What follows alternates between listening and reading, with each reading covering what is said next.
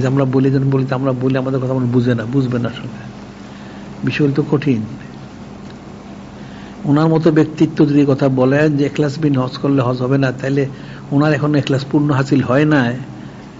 এত জিকির ফিকির করলেন, এত সুবদিত্তের করলেন, 17 সিলসিলা খেলাফত লাভ করলেন, ওনাকে মুজাদ্দিদ আলফিন হিসেবে সৃষ্টি করা হইল, অনেক কিছু ওনাকে নেয়ামত দেওয়া হইল, এরপরে নিয়ে কথা বলেন।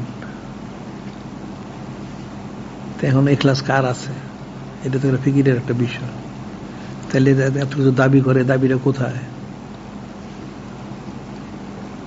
এখন সেই নিজবোধ করবোধ তো নাই।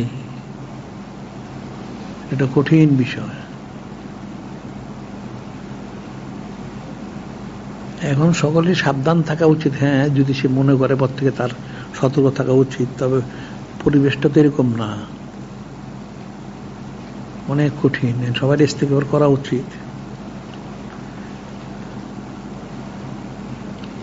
আর এরকম যারা বলে যে কোরবানি দিতে পারবে কিনা, সে ঠিক আছে, সে না দেয় অসুবিধা নেই, তবে এই জন্য কাউকে এহানত করা ঠিক হবে না।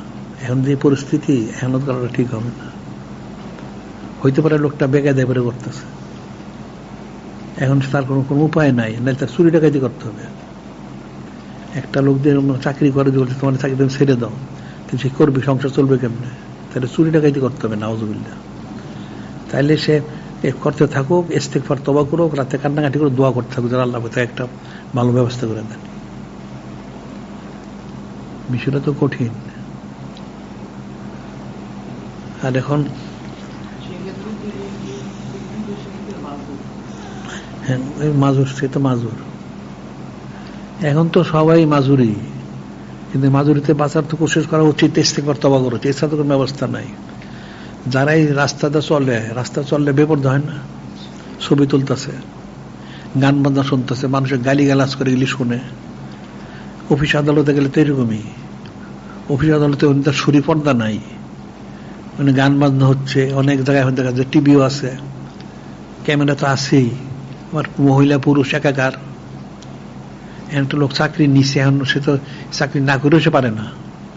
সে যে চাকরিটা ছেড়ে দিবে, তাহলে সে খাবেটা কি? তার অন্য একটা হালাল কামের কোনো ব্যবস্থাও নাই। এখন সে তাহলে মাজুর হিসেবে সে করতে থাকুক, ইস্তেগফার তওবা করুক, রাত্রে কান্নাকাটি করুক, দোয়া করুক, আল্লাহ একটা ব্যবস্থা করে দেন। যদি এরকম করতে হতে সে মারাও যায়, যদি তার ইস্তেগফারের মধ্যে থাকে, তাহলে আল্লাহ হয়তো ক্ষমা করবেন। সে তো মাজুর হয়ে গেছে, কি করা যাবে এখন? বিষয় তো কঠিন। আর এরপরে তাছাড়াও কাউরে করা ঠিক হবে না, এহানত করা ঠিক হবে না। আল্লাহ কাকে কখন কবুল করেন, কোন ছেলে কবুল করেন, তা বলা যায় না। একটা লোক ফাসেক ঠিকই আছে, যদি সে ইসলাম হাসিল করতে চায়, তাহলে তাদের সুযোগ দেওয়া উচিত। এটা কঠিন বিষয়,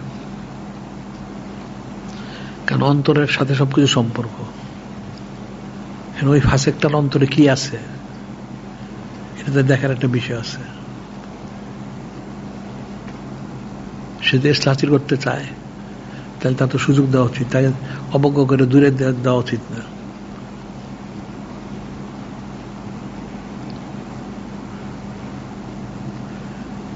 এখন এই জন্য আমরা বলি যে বিশেষ রাত্র, বিশেষ দিন, এগুলো আসলে ব্যাপক প্রচার করলে মানুষ, সে যেই হোক ফাসিক, যদি মুসলমান যদি হয়, সে যত বড় ফাসিকে হোক না কেন, হয়তো বা সে কিছুটা করতে পারে, এই উসিলাতে আল্লাহ তাকে কবুলও করতে পারে।